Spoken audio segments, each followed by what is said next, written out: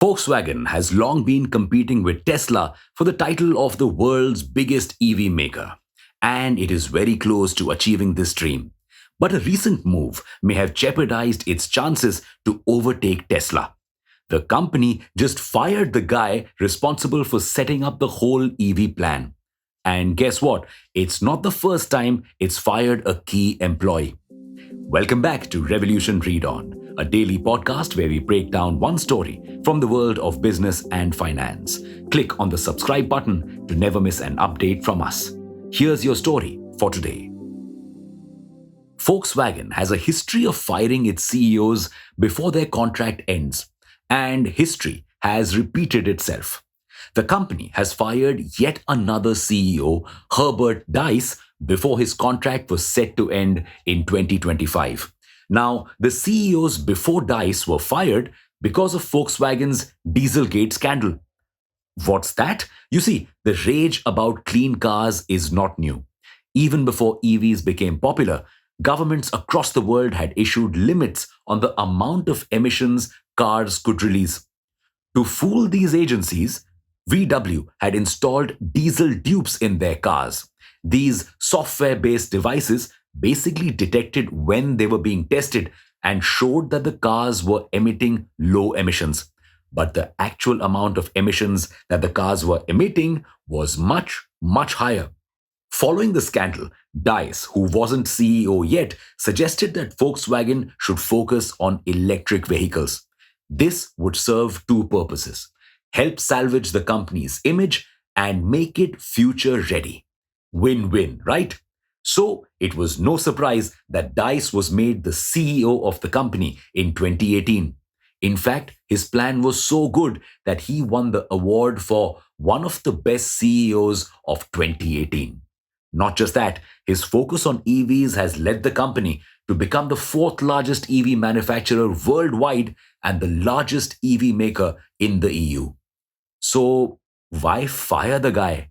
Well, while these achievements were great, there were quite a few problems at the company.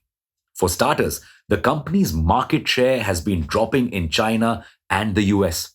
It needs better EV and passenger models to boost market share in these two regions, something Diess has failed to do.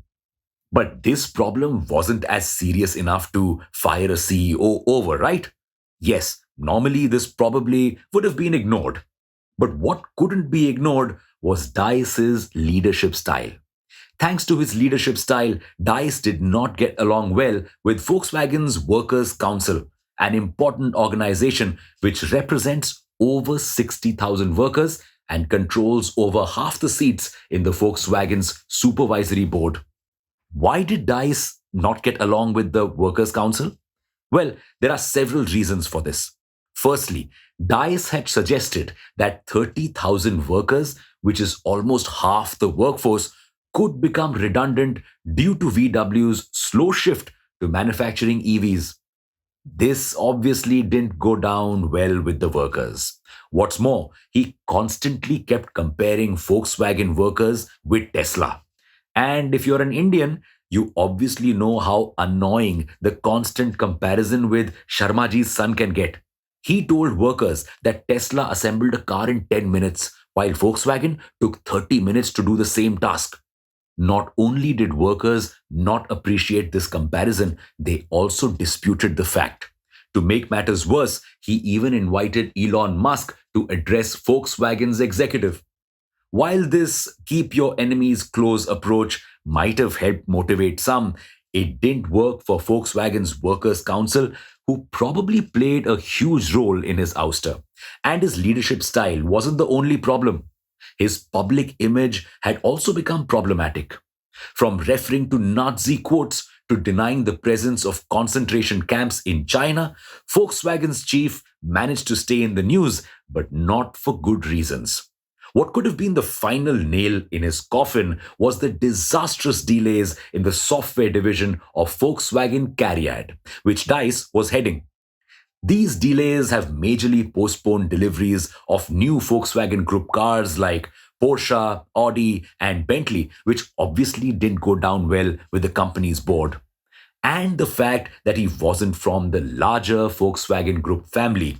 He'd come to the company from BMW, something that is really important to the company, also played against him, which is why his replacement has been chosen from the Volkswagen family, Oliver Bloom, who heads Porsche AG at the moment.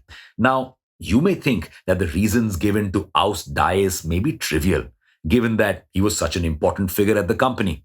But you'll be surprised to know that most CEOs get fired because of soft issues like mismanaging change, a lack of compatibility with the company, too much talk and no action, and so on. Even certified business geniuses like Steve Jobs and Jack Dorsey have been shown the door due to these soft issues. Apple reportedly fired Jobs after tensions arose with the board, who thought he was too focused on certain products and wasting the company's resources on them. Dorsey was fired from Twitter in 2008 because he was apparently too obsessed with his outside hobbies, a fact that annoyed his co workers. Though both managed to make a comeback later, their firing highlights that companies are often ready to let go of CEOs doing good work if their attitude doesn't align with the work culture. Something similar happened with DICE as well, though nobody can pinpoint what exactly led to VW's board to take this sudden decision. Most agree that this firing had been coming for a long time now. However, with DICE out of the picture, VW's future in the EV industry seems uncertain. Will the company still manage to become a world leader and beat Tesla? Or will this move help other growing Chinese companies take a hold over the Europe market? Only time will tell. Well, that's all for today. Thank you for listening in. We'll be back tomorrow.